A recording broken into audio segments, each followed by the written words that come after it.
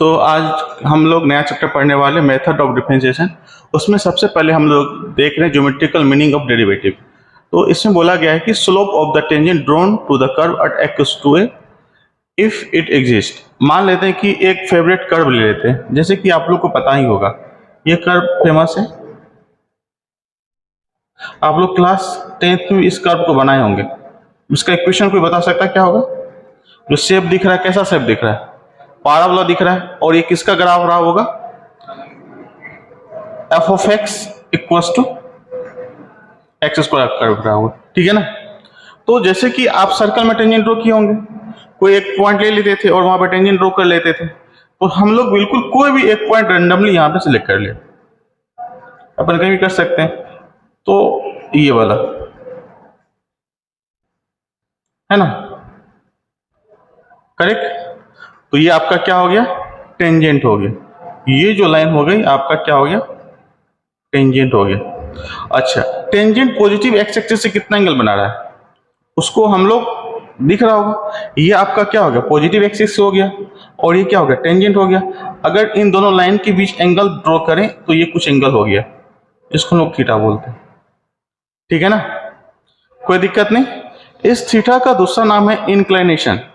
Inclination का मतलब ये हुआ कि ये जो लाइन है, जो कि टेंजेंट तो एक लाइन ही होगी ना, तो उनका पॉजिटिव एक्स एक्सिस से कितना झुकाव, कितना एंगल बना रहा पॉजिटिव एक्स एक्सिस से। तो मैक्सिमम एंगल कितना बना सकता है, मिनिमम कितना बना सकता है, आप लोग सोच के बता सकते हैं? कितना मिनिमम इंक्लिनेशन कितना होगा और मैक्सिमम इंक्लिनेशन कितना होगा? मिनिमम 0 हो सकता है जब पैरेलल हो जाए। मैक्सिमम कितना होगा? कितना?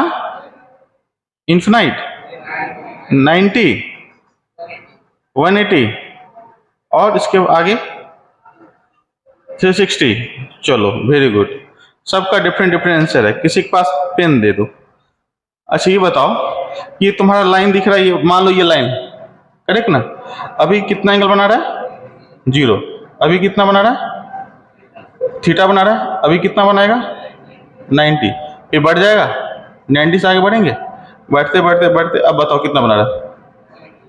सोच लो, 180 या 0 डिग्री,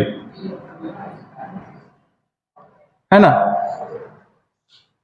180 कैसे काउंट करेंगे? फिर से 0 ही हो जाएगा ना, क्योंकि जो लाइन का इंड होता है वो दोनों तरफ इन्फिनाइट की तरफ चला जाता है, इंड नहीं होता है कहने का मतलब। तो अभी ये बोल सकते हैं थीटा का जो वेरिएशन होगा, इंक्लिनेशन जिसको बोलते हैं, लाइन के केस में 0 से लेकर के पाई तक नहीं बोल सकते, पाई पे खत्म हो जाता है। इसको दिखाने का एक तरीका है, आप लोग सेट नहीं पढ़े हैं तो मैं अभी बता देता हूं, या मैं इस भाषा में लिख देता हूं, ये भाषा आपको समझ में आ जाएगा। जो थीटा की वैल्यू होगी वो पाई से कम होगी और 0 के बराबर हो सकती है और 0 से ज्यादा होगी, है ना। देखो मैंने एंगल मेजरमेंट का तरीका भी बताया था, एंगल कैसे मेजर करेंगे, है ना। एंगल मेजरमेंट करने का तरीका होता है, हर एक चीज का तरीका होता है।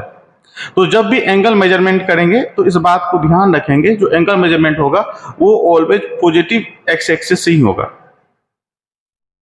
अगर मुझे मेजर करना होता तो मैं इधर से ऐसे मेजर कर लेता, मैं देखा मैंने इधर से मेजर किया।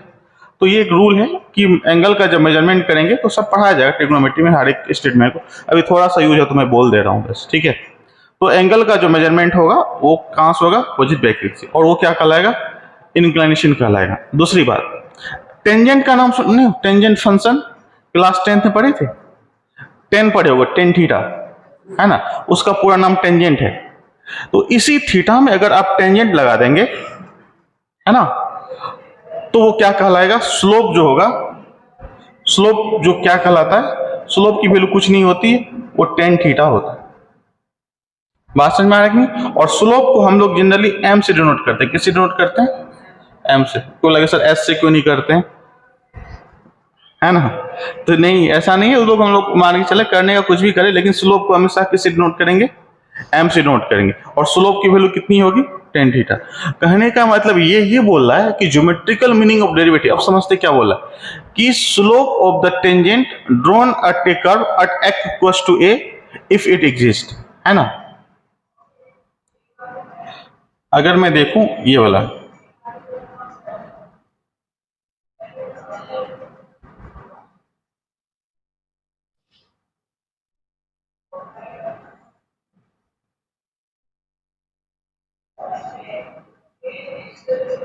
बात समझ में आ रखी है। तो ये जो है आपका, ये क्या है, यही क्या हो जाएगा, डेरिवेटिव हो जाएगा। डेरिवेटिव की जो वैल्यू होगी वो कितनी होगी, tan थीटा।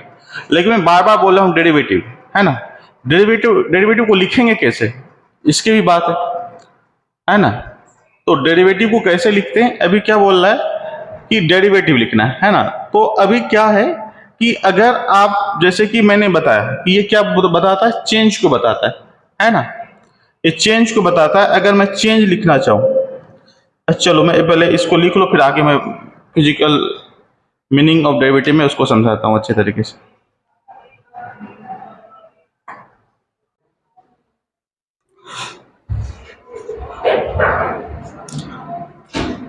हम लोग पढ़ने वाले हैं differentiation.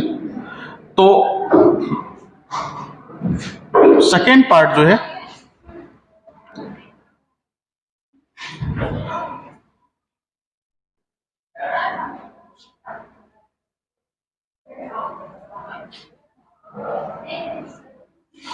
Physical meaning of derivative.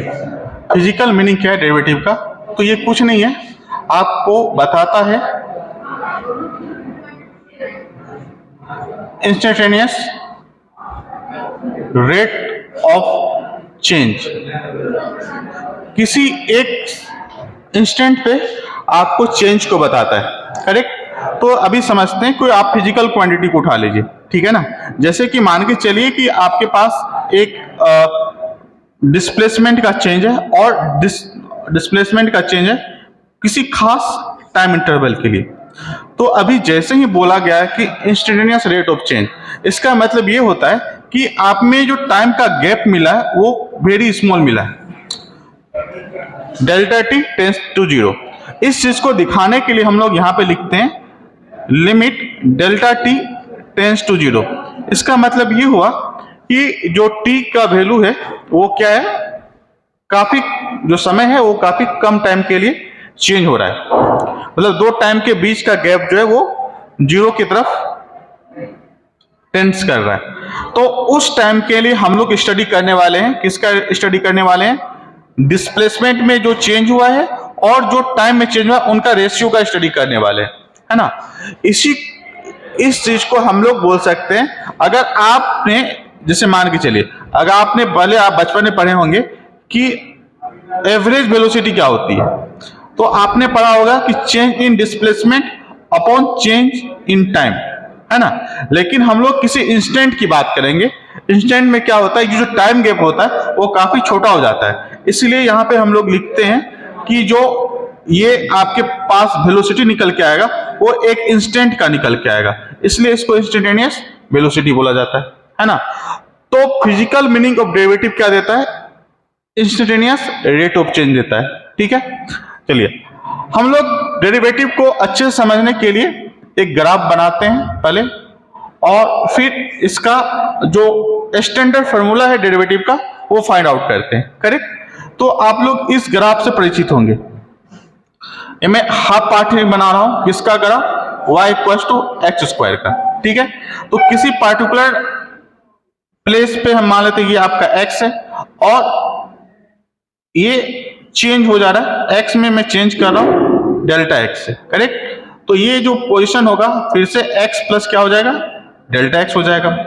x पे जो y की वैल्यू मिलेगी मैं उनको f ऑफ x से दिखा दे रहा हूं, और x प्लस डेल्टा x पे जो वैल्यू मिलेगी मैं उसको दिखाने वाला हूं f of x plus delta x से दिखाने वाला हूं। यहां तक कोई दिक्कत नहीं। तो ये जो पॉइंट होगा मैं इस पॉइंट को दिखा सकता हूं, क्या हो गया आपका x प्लस डेल्टा x, और y कोऑर्डिनेट हो गया f of x plus delta x। और ये पॉइंट क्लियरली है, ये पॉइंट का जो कोऑर्डिनेट आएगा वो क्या आएगा, x comma f of x। यहां तक किसी को दिक्कत नहीं। चलिए अब देखिए, हम लोग एक्चुअली डेरिवेटिव में क्या पढ़ते, चेंज पढ़ते, change of y with respect to change of x। तो अब अगर ये चेंज अगर छोटा हो जाए तो इस चीज को मैथमेटिकली दिखाने के लिए हम लोग क्या करेंगे, देखेंगे limit delta x tends to 0। ये आपको हर एक स्टेप पे बताते रहेगा कि जो चेंज है एक्स का वो क्या है, काफी छोटा है, तो लिमिट डेल्टा एक्स टेंड्स 0 क्या आएगा, delta y upon delta x. अभी हम लोग थोड़ा इनको आगे और स्टडी करते है ना, जैसे कि अपन डेल्टा वाई चेंज जो होता है हमेशा, अब अगर चेंज की बात करेंगे, चेंज जो होता है हमेशा होता है आपका फाइनल माइनस इनिशियल, करेक्ट। तो यहां पे जो चेंज ऑफ वाई है वो क्या होगा आपका, limit delta x tends to 0 y final minus y initial upon x final minus x initial. जब आप देखेंगे यहां पे, और इसी चीज को हम लोग इतना बड़ा लिख करके लिखते हैं dy upon dx, dy upon dx, dy upon dx। ये जो है dy का मतलब होता है डिफरेंशियल ऑफ y और dx का मतलब होता है डिफरेंशियल ऑफ x, मतलब very small change in x, और dy का मतलब हुआ very small change in y। इसी रेशियो का हम लोग कभी स्टडी करने वाले, इसी को बोला जाता है derivative, derivative of y with respect to x। इसको क्या पढ़ते हैं, derivative of y with respect to x। तो चलिए, तो dy अपॉन dx मैंने लिखा, इसके बदले मैंने ये लिख दिया, इसमें ये बताने की कोशिश कर रहा है कि x के स्मॉल चेंज के लिए y में कितने का चेंज हुआ, उन दोनों का रेशियो का स्टडी करते हैं। Very good. अब हम लोग आगे बढ़ते हैं, यहाँ पे मैंने लिखा limit delta x tends to 0। अगर y फाइनल का देखा जाए तो पहले x था, x पे पॉइंट, x पे y कोऑर्डिनेट की जो वैल्यू आ रही थी वो f ऑफ x आ रहा था, फिर x में चेंज हो गया तो x प्लस डेल्टा x आ गया, और उसके रिस्पेक्ट में जो y की वैल्यू आ रही है वो कितनी आ रही है, f of x plus delta x। तो y फाइनल की जो वैल्यू होगी वो होगी x प्लस डेल्टा x। यहां तक किसी को दिक्कत नहीं। चलिए, ये आपका हो गया y फाइनल, है ना, और ये आपका y इनिशियल। तो y इनिशियल कितना है, f ऑफ x आ गया, डिवाइडेड बाय, आप इन दोनों का डिफरेंस लेंगे तो कितना आएगा, डेल्टा x आ गया। इसी वाले फार्मूला को हम लोग हमेशा याद रखेंगे, क्योंकि यही स्टैंडर्ड फार्मूला है क्या निकालने के लिए, डेरिवेटिव निकालने के लिए, ठीक है। तो ये आपका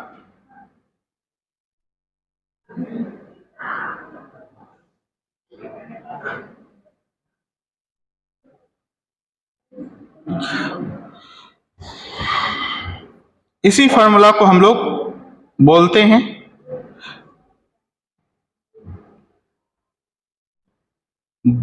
finding derivative by delta method,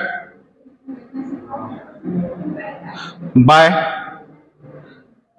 अब इनिशियो मेथड,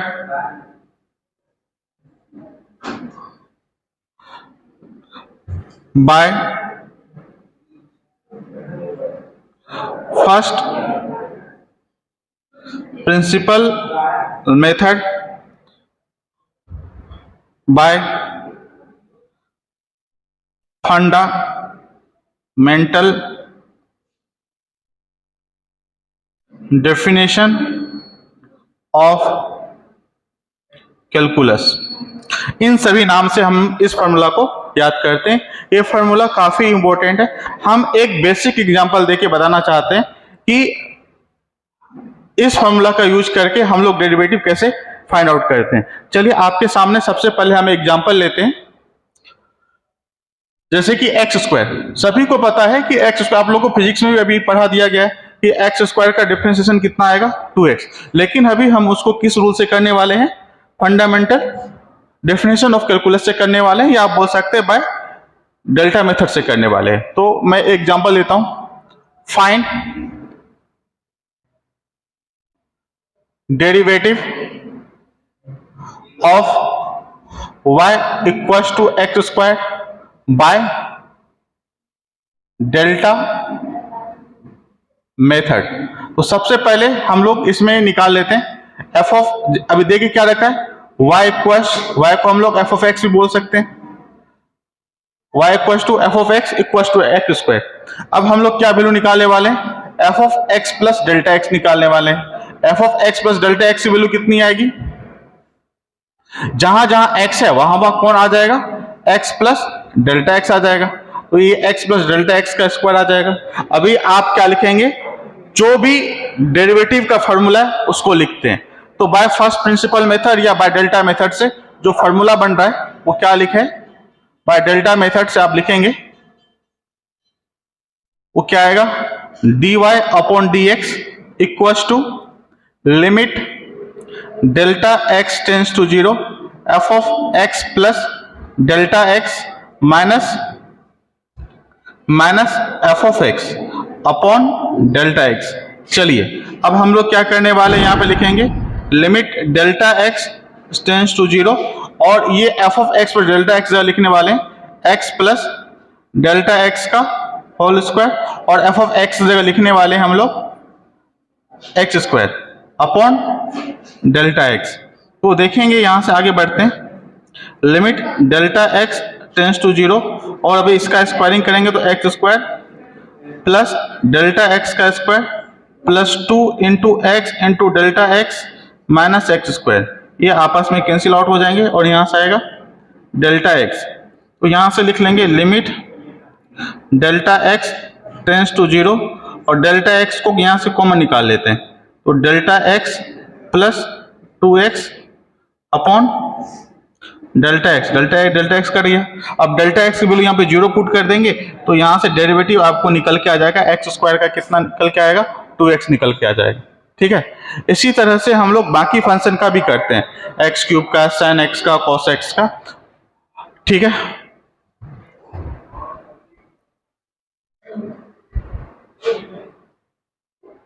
तो कुछ होता ही नहीं मैथमेटिक्स में, इंप्लाइज नाम का बात होती है। अब कायदे से लिखो dy upon dx equals to limit delta x tends to 0। पहले लिखिए अच्छे से, फॉर्मूला क्या होता है ये सबको याद हो जाएगा, f of x plus delta x। अगर याद नहीं भी है तो क्या लिखेंगे, चेंज ऑफ y, चेंज कितना होता है डेल्टा x से, इनिशियल में कितना था f ऑफ x, तो हो कितना गया f of x plus delta x, इतना ही तो लिखना।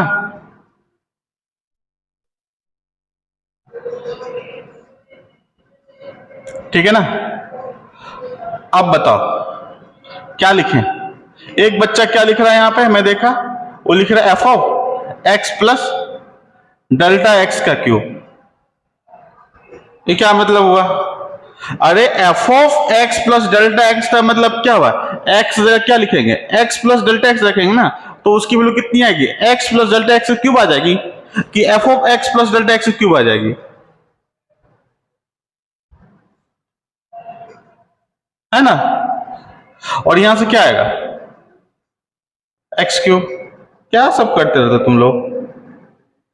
चलो बचपन में पढ़े थे ए क्यूब माइनस बी का फॉर्मूला लगाने के लिए, लगाओ फॉर्मूला लगाओ, a cube minus b cube.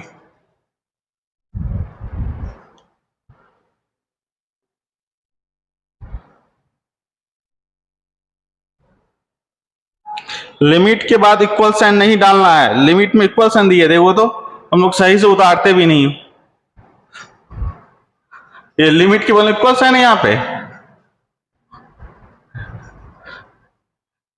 जो बोर्ड पे लिखा है वही लिखना है, तुम लोग को लिखने के लिए सीखो, सेम टू सेम वही उतरना चाहिए जो बोर्ड पे लिखा गया। तो यहां से कितना बनेगा, limit delta x tends to 0, यहां फॉर्मूला लगा लिए होंगे a cube plus b cube. तो यहां पे तुम लोग डेल्टा क्यूब एक्स क्यूब तो नहीं लिख लिए ना, डेल्टा एक्स एक क्वांटिटी है ना, फिर क्या लिखेंगे plus 3x into delta x into x plus delta x, यही होगा ना जी। अच्छा माइनस है तो यहां माइनस आ जाएगा, करेक्ट, अपॉन डेल्टा एक्स, और ये वाला एक्स क्यूब बचा हुआ है तो इसको भी लिखना पड़ेगा।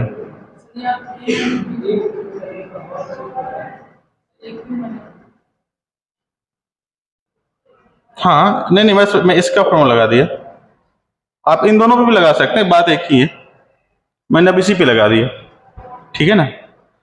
अरे सही है, जे जो बोलो क्या करना है, इस पे लगाना, टोटल दोनों से आंसर आ जाएगा, कोई बात नहीं। यहां से डेल्टा एक्स आ गया, तो चलो ये और ये भाई साहब स्वर्ग से धार गए। यहाँ पे डेल्टा एक्स दिख रहा है, एक नहीं तीन तीन दिख रहा होगा, और यहाँ पे एक दिख रहा है, हो गया ना। तो क्यों ना इसको रास्ता दिखा दिया जाए। तो बच कितना रहा आपके पास, limit delta x tends to zero, यहाँ से कितना आएगा माइनस डेल्टा एक्स का स्क्वायर, और यहाँ से आएगा -3x, इससे मल्टीपल होगा तो कितना आएगा माइनस, अरे रुक जाओ गड़बड़ हो गया थोड़ा सा, रुक जाओ। यहाँ पर मैं लिखने वाला था एक्स क्यूब प्लस, फिर से रिपीट कर दिया, limit delta x tends to zero, x cube plus delta x का cube plus 3 into x into delta x, और x plus delta x minus x cube. मैंने इसका फार्मूला लिख लिया, और ये वाला इधर में, और इधर में डेल्टा एक्स, ये एक्स क्यूब और ये माइनस एक्स क्यूब कट जाएंगे। अब मैंने क्या किया, limit delta x tends to zero, ये डेल्टा एक्स को क्या किया कॉमन ले लिया, तो यहाँ से बन रहा डेल्टा एक्स का square plus 3 into x plus delta x upon delta x, ये डेल्टा एक्स कट गए, करेक्ट ना। अब हम लोग क्या कर सकते हैं,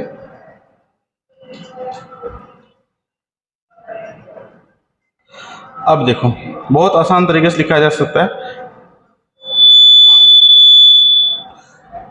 ये वाला इससे मल्टीप्लाई होगा तो कितना होगा 3x square plus 3x into delta x. अब अपन डेल्टा एक्स की वैल्यू रख सकते हैं, डेल्टा एक्स जीरो का स्क्वायर क्या आएगा, डेल्टा एक्स तो लगभग जीरो ही, तो जीरो का स्क्वायर कितना आएगा जीरो ही आएगा, और ये वाला जीरो इन बाकी चीजों से मल्टीप्लाई होकर कितना बन जाएगा जीरो, तो आंसर कितना आ रहा है, यहां तक कोई दिक्कत नहीं ना, बोलिए बोलो, ठीक है। तो इसी तरह से बाकी के भी वैल्यू निकाली गई है ना। अब तुम बोलोगे सर साइन एक्स का बताइए, cos एक्स कैसे होता है, या 10x का sec स्क्वायर एक्स कैसे होता है, तो ये हम अभी आपको नहीं समझा सकते, क्योंकि उसमें मैथमेटिक्स का कुछ और पार्ट्स भी आएगा जो आपको अभी नहीं आता है, तो इसका भी अपना टाइम है, जब टाइम आएगा तो बताया जाएगा। तो देखो एक्चुअली क्या हो रहा है, आप इसके बाद की कहानी कैसे रची गई, जैसे कि दुनिया में बहुत सारे फंक्शन, अभी सभी का डेरिवेटिव का रिक्वायरमेंट था, है ना। तो हम लोग एक प्लान बनाते हैं, वो प्लान ये है कि हम लोग कुछ स्टैंडर्ड फंक्शन, तो स्टैंडर्ड फंक्शन ज्यादा नहीं है, आप लोग को थोड़ा कम ही पढ़ना है। स्टैंडर्ड फंक्शन में 6 आप लोगों को पता है, जैसे कि ट्रिग्नोमेट्रिक के 6 फंक्शन है ना, साइन एक्स हो गया, कॉस एक्स हो गया, सेक एक्स हो गया, टेन एक्स हो गया, कोट एक्स हो गया, कोसेक एक्स हो गया, टोटल कितने हो गए 6। और एक जो है पोलिनोमियल फंक्शन है ना, किस तरह का, एक्स टू पावर एन वाला फॉर्म, करेक्ट ना। जैसे एक्स स्क्वायर का भी अभी निकला, कितना निकल के आया 2x निकल के आया, एक्स क्यूब का निकाला तो कितना आया 3x स्क्वायर आया, एक्स टू द पावर 4 का निकालेंगे तो 4x क्यूब आएगा, ये एक प्रजाति का हो गया, करेक्ट। इसके अलावा आपने एक्सपोनेंशियल फंक्शन देखा होगा, y equals to e to the power x, है ना, इसका भी एक स्टैंडर्ड हो गया। और एक आप लोगरिथमिक फंक्शन को देखे होंगे, है ना, y is equal to ln x, अगर बेस की वैल्यू e हो जाए तो उसको हम लोग log of x to the base e ना बोल करके सिंपल में बोल देते हैं ln x। यहां तक कोई दिक्कत नहीं, यही कुछ स्टैंडर्ड है जिसका डेरिवेटिव आपको पता होना चाहिए या आपको याद करना होगा। याद कैसे करना, और ये आया कैसे, इस तरीके से है ना, फंडामेंटल। अब हम लोग क्या करते हैं, सभी स्टैंडर्ड फंक्शन का डेरिवेटिव हम लोग निकालने के लिए सक्षम नहीं है ना, क्योंकि तुम अभी 11th में पढ़ रहे हो, करेक्ट ना। लेकिन जब हम लोग 12th में आएंगे तो जितने भी स्टैंडर्ड फंक्शन है सभी का हम लोग डेरिवेटिव अपन निकाल लेंगे, ठीक है। इतना ही स्टैंडर्ड फंक्शन का भी आपको डेरिवेटिव जो है वो याद करना, ठीक है।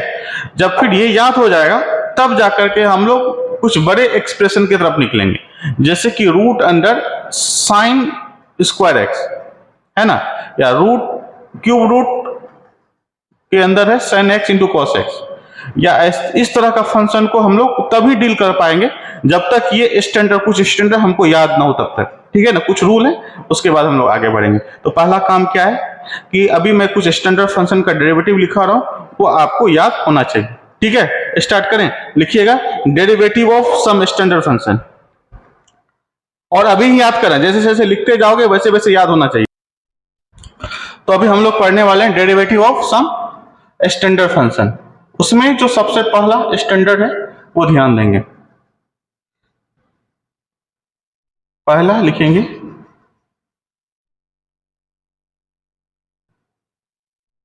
डी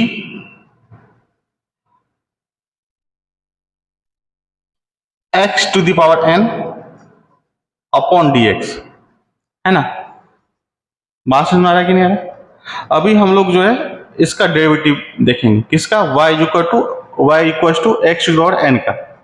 जैसे कि अभी अभी आपने देखा एक्स स्क्वायर का, है ना, क्या हो रहा था, 2x एक्स क्यूब का। उसी के आधार पे हम लोग बोल सकते हैं कि यहां पे जो n होगा वो क्या होगा,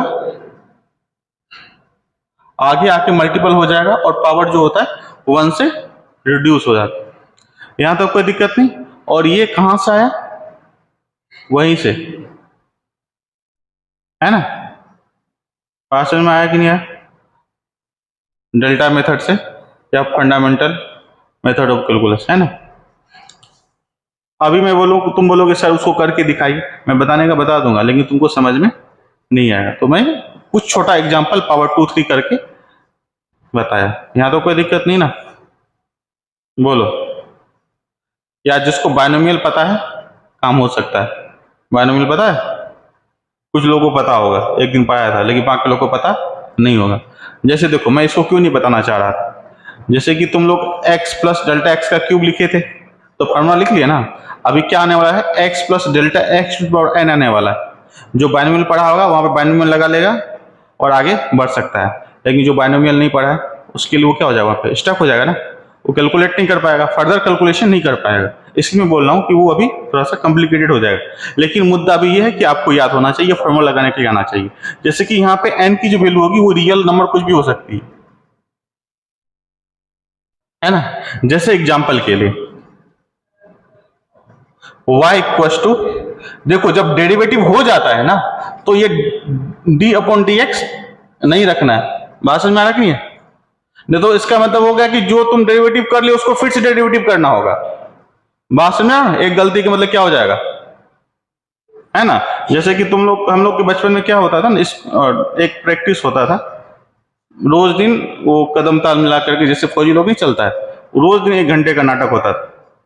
तो उसके बाद जब हम लोग पूरा परेड वेट करके आराम से खड़े हो जाते थे, तो उसके बाद जब से ड्रम बजता था तो आपको सावधान और विश्राम होना पड़ता था, है ना। हिंदी में ही बोलते हैं, सावधान और विश्राम होना पड़ता था। जानते हो कैसे करते हैं, तो उसमें कोई बच्चा भी अगर गलती से ड्रम बजा दिया तो जितने बच्चे थे सब सावधान से विश्राम हो जाता था और विश्राम से सावधान हो जाता था। और गलती से भी बच गया तो, है ना। तो वही बात है कि अगर तुमने गलती से भी अगर एक बार डिफरेंशिएट कर ली, अगर तुम गलती गलती में फिर से तुमने डी अपॉन डी एक्स लिख दिया तो ये समझा जाएगा कि तुम फिर से उसको डिफरेंशिएट करने वाले हो। बात समझ में आ रहा। और बीच में इक्वल साइन तो छोड़ ही दो, इक्वल तो कभी होगा ही नहीं, है ना। इस तरह गलती नहीं करना। जैसे कि अभी आपसे पूछा गया कि बताइए, अभी ईयर चल रहा है 2023, इसको डिफरेंशिएट करना, आपसे क्या पूछा गया, d y upon d x पूछा गया, तो क्या होगा आंसर, यही फॉर्मूला लगा दें, बिल्कुल इसी के जैसा दिख रहा है, ये जानवर जो है इसी जानवर के जैसा दिख रहा है ना। तो लिख लेंगे अपन 2023 एक्स टू द पावर 2023 - 1। अब बताओ इससे आसान क्या हो सकता है जिंदगी में, इससे आसान है कि वहां पे जाकर के पिज्जा खा ले, उससे भी ज्यादा आसान है ये, हमको लगता है। पिज्जा कॉर्नर है ना सुभाष चौक, आजकल तो यहाँ भी खुल गया है KFC की जगह MFC। ठीक है, तो इसका आंसर कितना आ गया, कोई दिक्कत नहीं, चलिए एक एग्जांपल और लेते हैं।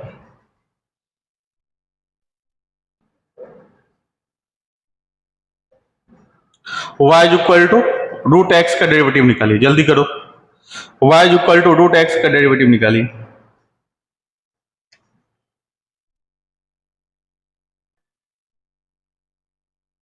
y is equal to root x का, तो पावर कितना है यहाँ पे, x पावर 1/2 है ना। तो अपन लिखेंगे dy अपॉन dx। जैसे ही लिखा तो y के जगह अपन क्या लिख सकते हैं, x पावर 1/2। तो इसका जो डेरिवेटिव आएगा 1/2 को हम लोग आगे में पटकेंगे और 1/2 -1, तो यहां से आएगा 1/2 x टू द पावर, हो गया।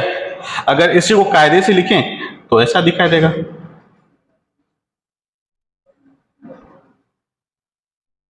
यहां तो कोई दिक्कत नहीं ना। चलिए एक एग्जांपल और करते हैं। y equal to cubic root of x square, इसका डेरिवेटिव निकालिए।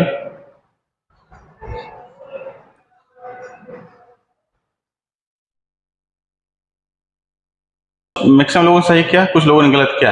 पहले इनको इस वाले दिख रहा है ना, इसको इनके जैसा कन्वर्ट करेंगे, ठीक है ना।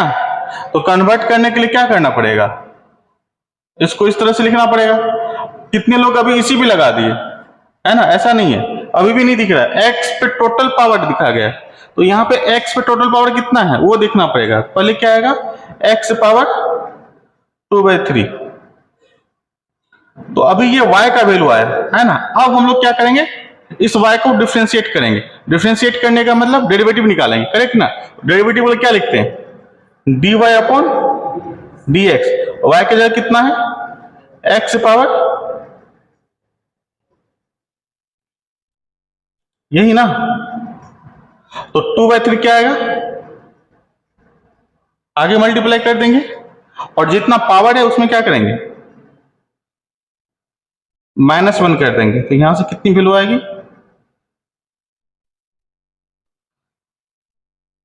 करेक्ट है ना अभी, बोलो, ठीक है। चलिए नेक्स्ट सेकेंड पार्ट लिखेंगे, ये कर लोगे, एक और करो। y equals to 1 upon root x, y equals to 1 upon root x.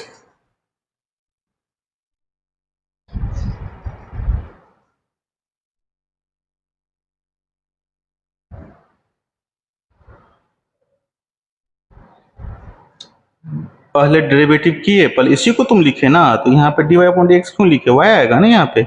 यहाँ इसको काटो पूरा, डिवाइड डेरिवेटिव करेंगे तो फॉर्मूला लग जाएगा ना। यहाँ पे सिर्फ y लिखो। हाँ, अभी तुम अगर डेरिवेटिव कर लिए तब यहाँ पे लिखेंगे dy अपॉन dx। देखो कुछ बच्चे क्या करते हैं, y equals to 1 upon root x है ना, वो इसको ऐसा लिखना चाहता है, x पावर -1/2, कोई दिक्कत नहीं। और यहाँ पर dy अपॉन dx गलत हो गया ना।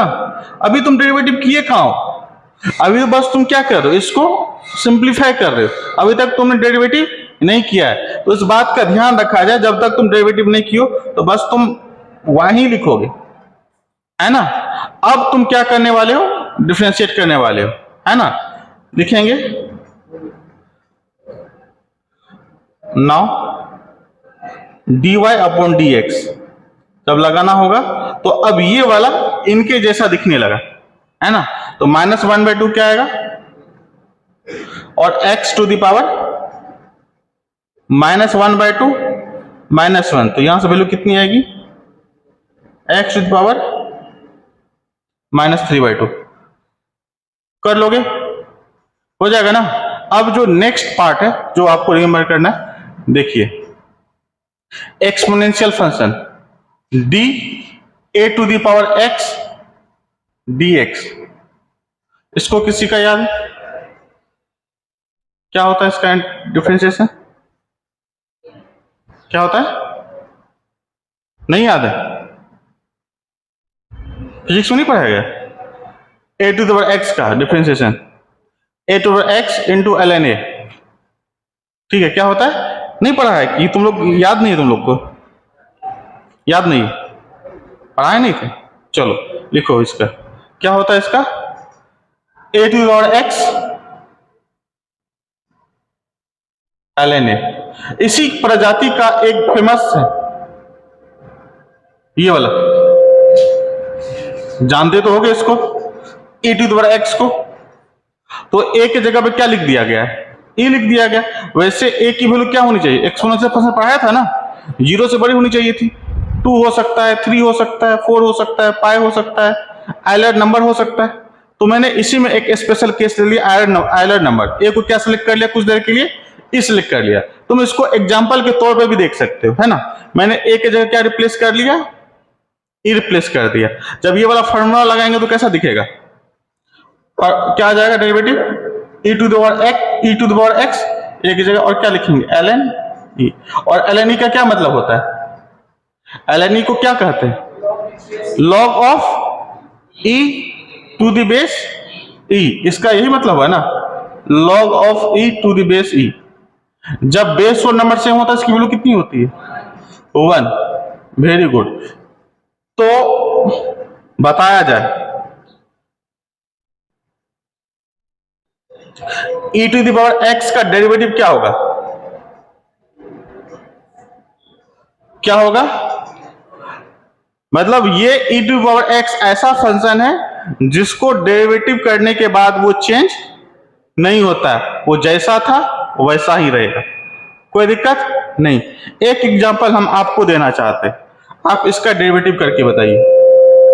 y इक्वल्स टू 2 की पावर x, इसका डेरिवेटिव क्या आएगा? अच्छा ये बताओ, क्या ये दोनों तुमको सेम दिख रहे हैं?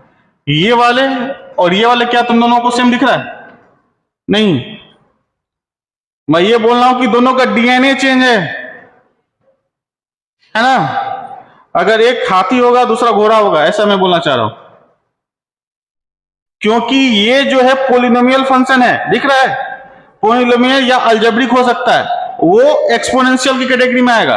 फर्क है, जमीन आसमान का फर्क है।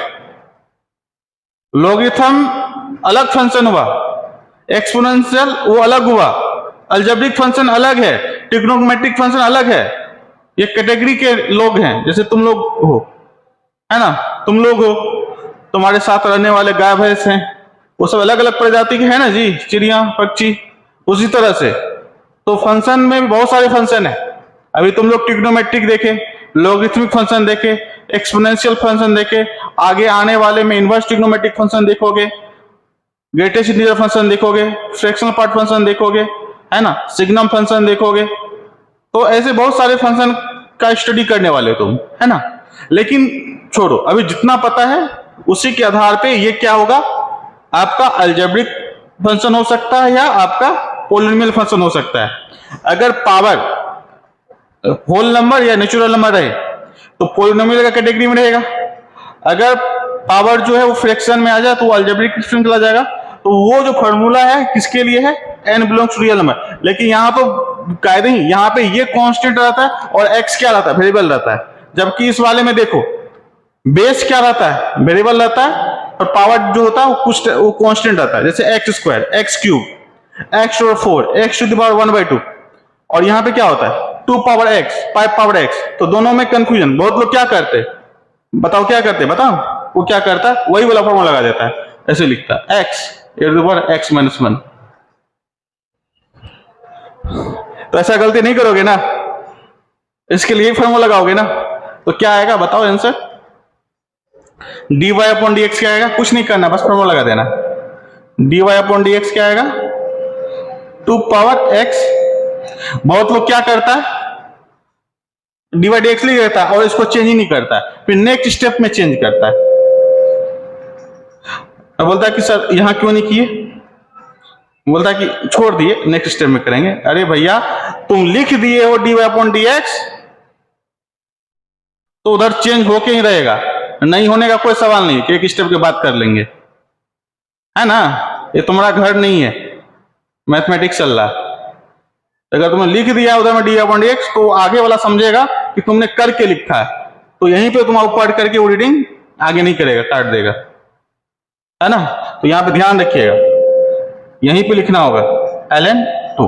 बहुत ही आसान है, बात समझ में आया कि नहीं आया? हो जाएगा ये। एक एग्जांपल और करते हैं इस पे। लिखो y equals to pi to the power x, इसका डेरिवेटिव निकालिए। क्या एक्सपोनेंशियल फंक्शन से बिलोंग कर रहा है? तो कीजिए, इसका डेरिवेटिव कितना आएगा? y equals to pi to the power x, आपको फाइंड करना है dy अपॉन dx। आपको फाइंड करना है dy अपॉन,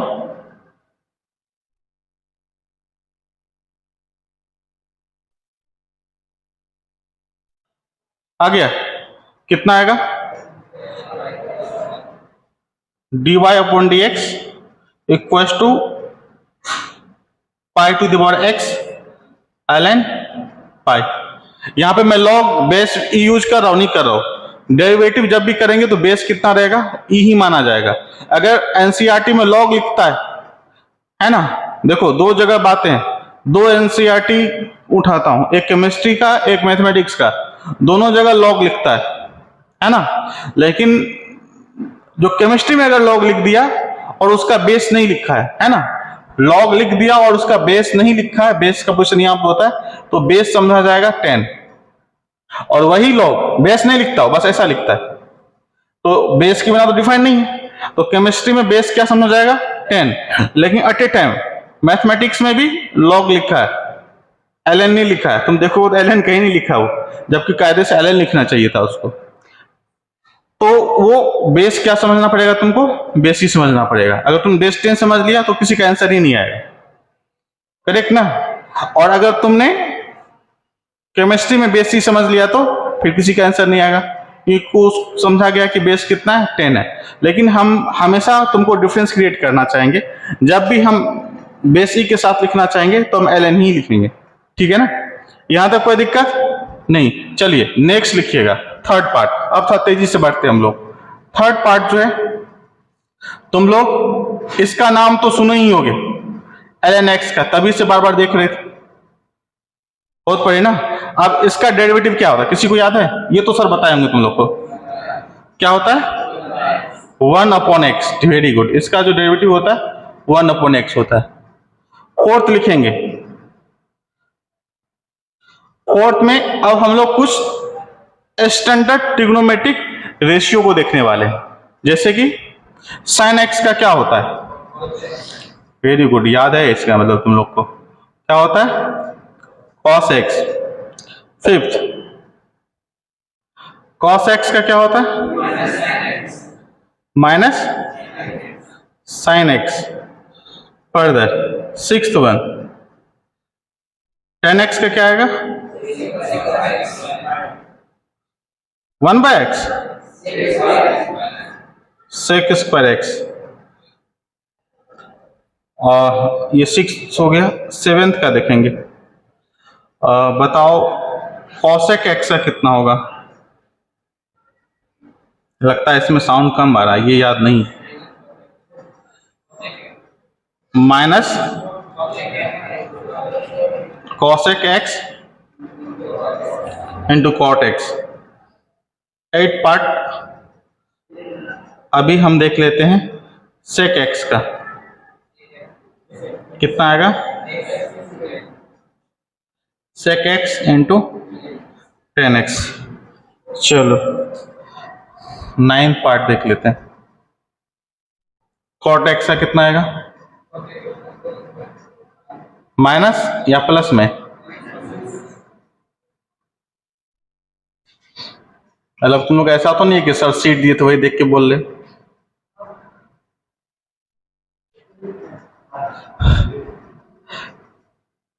याद करना है ना?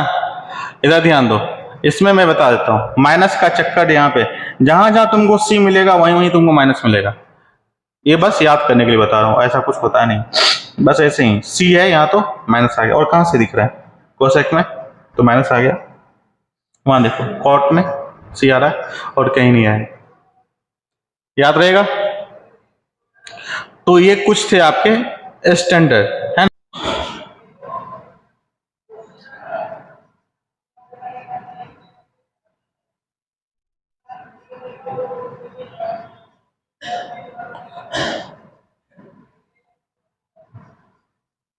देखो, पहले इतना स्टैंडर्ड आपको पता होना चाहिए और इसके आधार पे हम लोग बाकी दूसरे फंक्शन का डेरिवेटिव निकालेंगे। जैसे मान के चलो एक फंक्शन है y इक्वल्स टू के into F of x.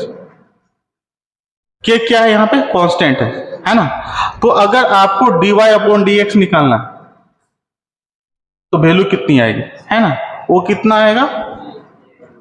k into d of f of x d x.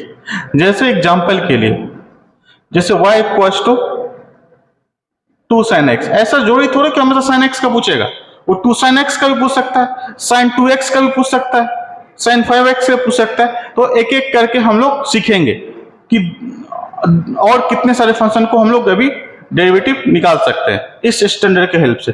तो अभी तो ये आसान हो गया। अभी 2 क्या है? sin x के साथ क्या है? मल्टीपल है। डेरिवेटिव करेंगे तो क्या लिखेंगे? dy अपॉन dx, और y की जगह क्या रखने वाले हैं? 2 sin x। और यहां से हम लोग क्या कर सकते हैं? 2 बाहर निकालेंगे, कितना आ गया? d sin x upon dx, और sin x और इसकी वैल्यू कितनी होती है?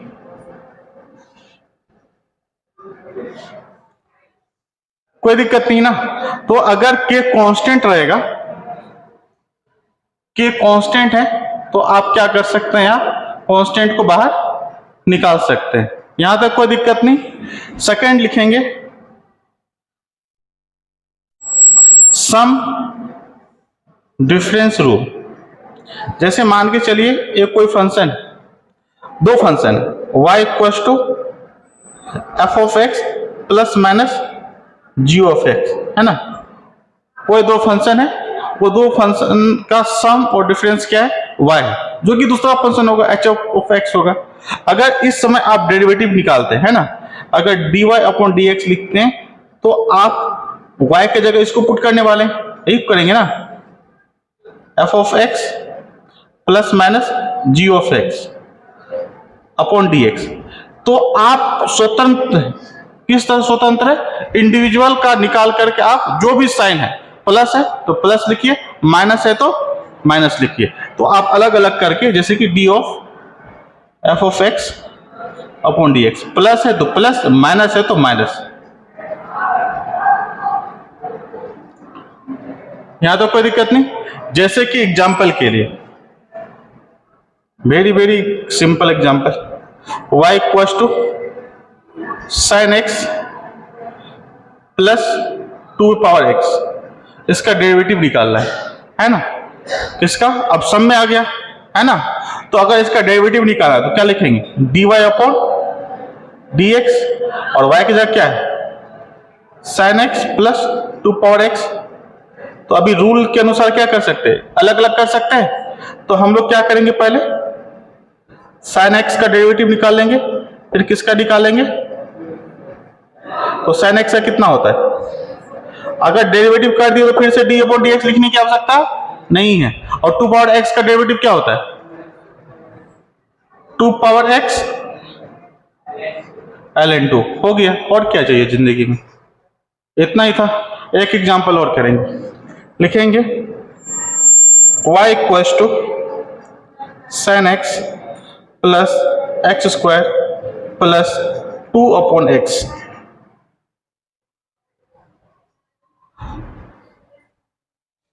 y equals to sine x plus x square plus 2 upon x. ये सब लिख लिए थे ना? जल्दी जल्दी। अब तो डायरेक्ट भी लिख सकते हैं। साइन एक्स का क्या होगा? कॉस एक्स, एक्स का क्या होगा? 2x, 2 कांस्टेंट है तो 2 कांस्टेंट तो बाहर निकल जाएगा, बचा 1 अपॉन एक्स। 1 अपॉन एक्स का डेरिवेटिव कितना होगा? Minus 1 upon x square. तो ln x तो नहीं लिख लिए कहीं पे? ln x लिख लिए, हमको पता है ln x का 1 अपॉन एक्स होता है, 1 अपॉन एक्स का ln x नहीं होता है। पहले इसको ऐसा लिखना पड़ेगा। कैसे लिखना पड़ेगा? फिर से मैं कर देता हूं। क्या लिखना होगा? dy upon dx। तो इंडिविजुअल का कर ले तो डायरेक्ट लिख लेता हूं, यही ना। पहले मैं साइन एक्स का करूंगा, फिर किसका करूंगा? एक्स स्क्वायर का करूंगा, फिर किसका करूंगा?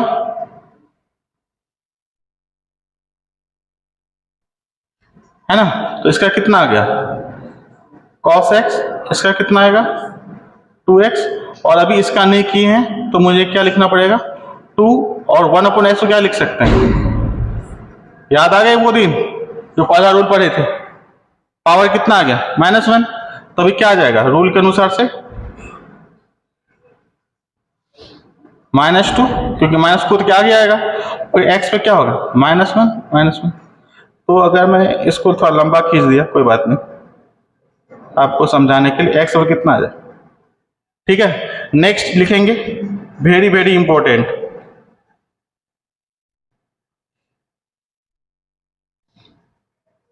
Product rule. अगर दो फंक्शन मल्टीप्लाई है ना, जैसे कि y equals to f of x into g of x, है ना, दो फंक्शन आपस में मल्टीप्लाई, अगर आप इसका डेरिवेटिव चाहते हैं, है ना, मान लेते हैं कोई function h of y equals to h of x equals to, और ये जो एच ऑफ एक्स है वो दो फंक्शन का मल्टीपल है। कौन दो फंक्शन का मल्टीपल है, f of x into g of x. जैसे कि एक फंक्शन हो सकता है साइन एक्स, दूसरा हो सकता है कॉस एक्स, या ऐसा हो सकता है एक फंक्शन होगा एक्स स्क्वायर, दूसरा होगा साइन एक्स। तो कितने बच्चे क्या करते हैं, उन्होंने एक्स स्क्वायर को डिफरेंशिएट कर दिया, फिर साइन एक्स को डिफरेंशिएट कर दिया, तो एक्स स्क्वायर का 2x हो गया और साइन एक्स का cos x, दोनों को मल्टीप्लाई कर दिए तो काम खत्म हो गया।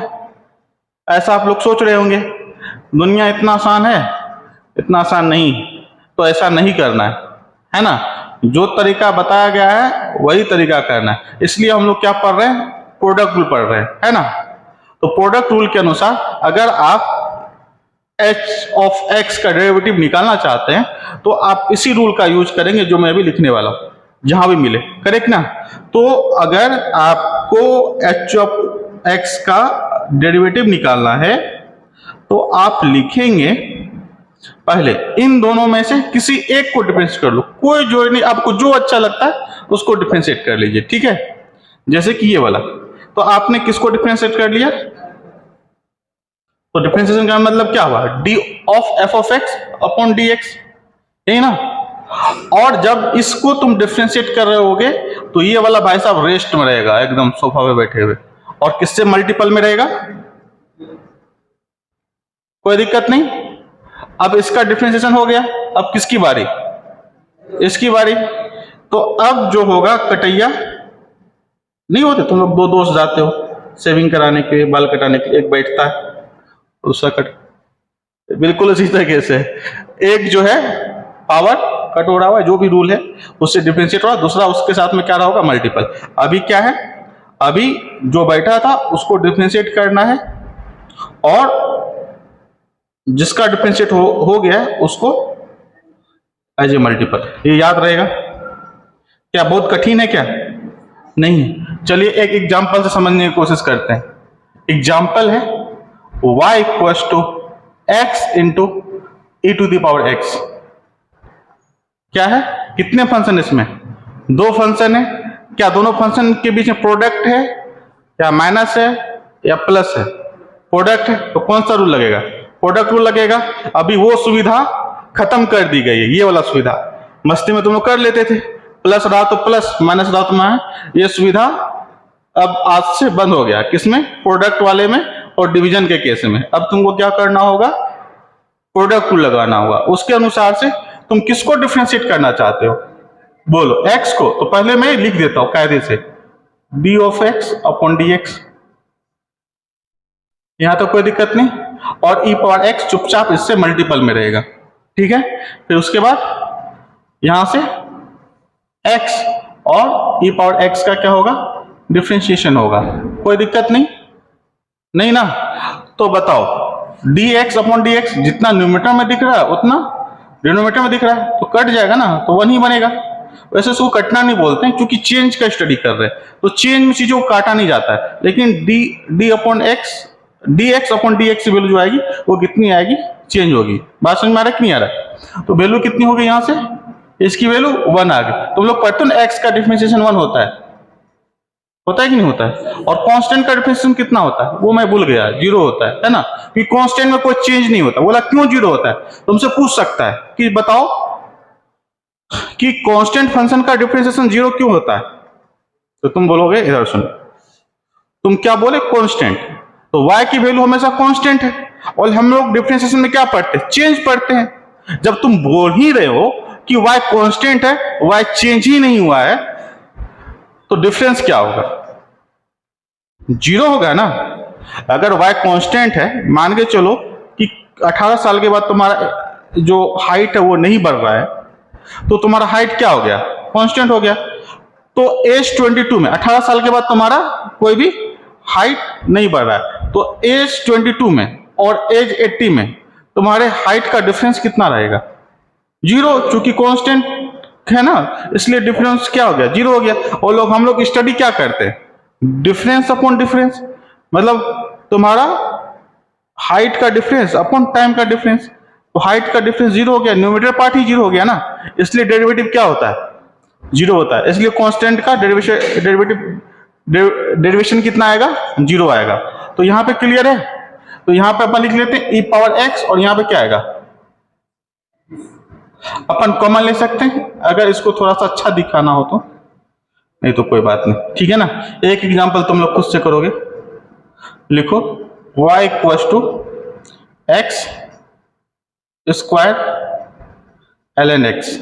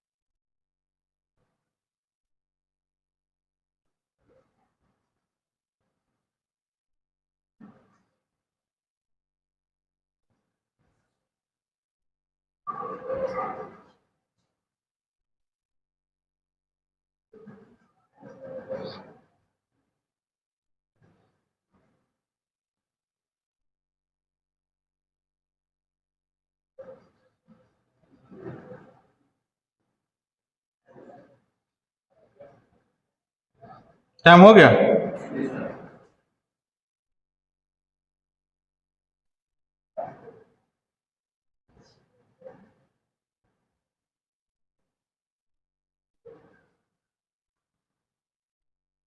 देखो इधर ध्यान दीजिएगा, इसका आंसर आया, एक्स स्क्वायर का फिर इसका डेरिवेटिव चाहिए dy अपॉन dx, तो पहले किसको डिफरेंशिएट करना होगा, हाँ, जिसको करना चाहते हो कर लो, जैसे एक्स स्क्वायर कर लेंगे, और ln x क्या होगा, मल्टीपल में रहेगा एज इट इज, फिर x square D of ln x upon dx, तो यहां से एक्स स्क्वायर कितना आएगा, 2x, तो क्या लिखेंगे 2x इंटू ln x, और यहां से ln x का कितना होता है 1 अपॉन एक्स, तो कैंसिल आउट हो गए। तो यहां से अगर x कॉमन लेंगे तो क्या बनेगा 2 ln ऑफ x प्लस 1। यहां तो कोई दिक्कत नहीं ना, इधर ध्यान देंगे, dy अपॉन dx मैंने लिखा, फिर क्या लिखा है y डैश लिखा है, फिर क्या लिखा है y1 लिखा है, फिर क्या लिखा है कैपिटल D y, है ना, फिर क्या लिखा है limit delta x tends to 0 delta y upon delta x। ये सभी चीजें क्या करेगा, रिप्रेजेंट द सेम थिंग, एक ही चीज को बता रहा, यहां तक कोई दिक्कत नहीं। अगर मैं यहाँ पे dy अपॉन dx न लिख करके y डैश भी लिख लूं, तो इसका मतलब क्या होगा, मैं dy अपॉन dx को ही बता रहा हूं, कोई दिक्कत नहीं ना। नोट का सेकेंड पार्ट लिखेंगे कि मान के चलो आपके पास कोई फंक्शन है h ऑफ x, अगर ये लगातार कंटिन्यू प्रोडक्ट में 3 फंक्शन का प्रोडक्ट, ऐसा हो सकता था कि नहीं हो सकता, ऐसा हो सकता है। तो अगर डेरिवेटिव चाहिए, किसका डेरिवेटिव चाहिए, h का, तो मैंने इसको, अच्छा इसको और भी तरीके से लिख सकता, ऐसा एक और लिख लो f डैश x, सब एक ही चीज है ना। तो जैसे मैंने h डैश x पूछा, इसका मतलब क्या पूछ रहा हूं, derivative of h of x, ये चीज पूछ रहा हूं। तो इसका डेरिवेटिव कैसा आएगा, इधर ध्यान दोगे सबको, एक बार ध्यान दो, बस 1 सेकेंड का ध्यान दो। जैसे कि अभी 3 फंक्शन का प्रोडक्ट है, तो हम लोग प्यार मोहब्बत से इसी चीज को क्या करेंगे, 3 बार लिखेंगे। कितनी बार लिखेंगे, 3 बार जो है वो लिखने का कोशिश करते हैं।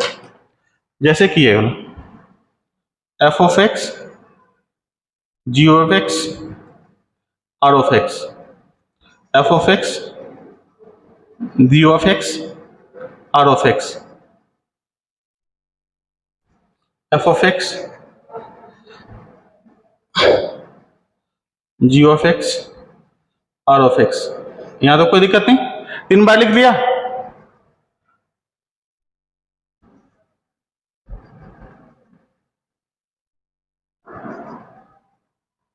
हो गया डेरिवेटिव, है ना।